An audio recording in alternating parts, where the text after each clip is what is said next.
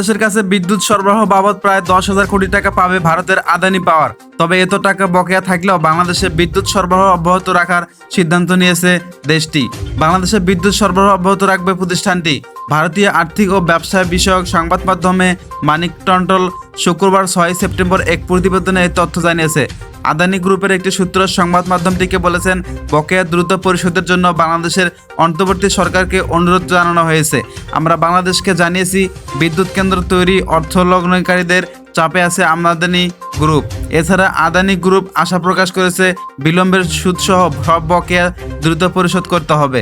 ঝাড়খণ্ডে তৈরি করা আদানির 1,600 মেগাওয়াটের গোড্ডা বিদ্যুৎ কেন্দ্রের সঙ্গে বাংলাদেশের বিদ্যুৎ উন্নয়ন বোর্ডের বিপিডিবি চুক্তি হয়েছে। প্রতি মাসে বিদ্যুৎ সরবরাহ বাবদ আদানি গ্রুপকে 90 থেকে 100 মিলিয়ন ডলার দিতে হয় বাংলাদেশকে। তবে সময় মতো অর্থ পরিশোধ না করায় এখন বাংলাদেশের কাছে আদানি পাওনা 800 মিলিয়ন ডলারে ছড়িয়েছে, যা বাংলাদেশি অর্থে প্রায় 10,000 কোটি টাকারও সমান। 2017 সালে আদানি পাওয়ারের সঙ্গে 25 বছরের চুক্তি করে পিবিডিবি।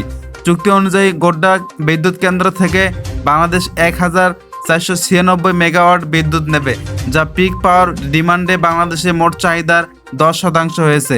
$2 বিলিয়ন খরচ করে তৈরি করা আদানি গোড্ডা বিদ্যুৎ কেন্দ্রের সব বিদ্যুৎই বাংলাদেশে আসে। 2023 সালের জুনে বিদ্যুৎ কেন্দ্রটিতে বিদ্যুৎ উৎপাদন এবং শুরু হয়। ওই মাস থেকেই বাংলাদেশে বিদ্যুৎ সরবরাহ করাও শুরু করে তারা। বিদ্যুৎ সরবরাহ ছাড়াও বাংলাদেশে আদানি ভেজাল দপ্তর, পরিশোধনাগার এবং চাল প্রক্রিয়াজাতকরণের প্ল্যান্ট রয়েছে। চুক্তি অনুযায়ী আদানি গ্রুপকে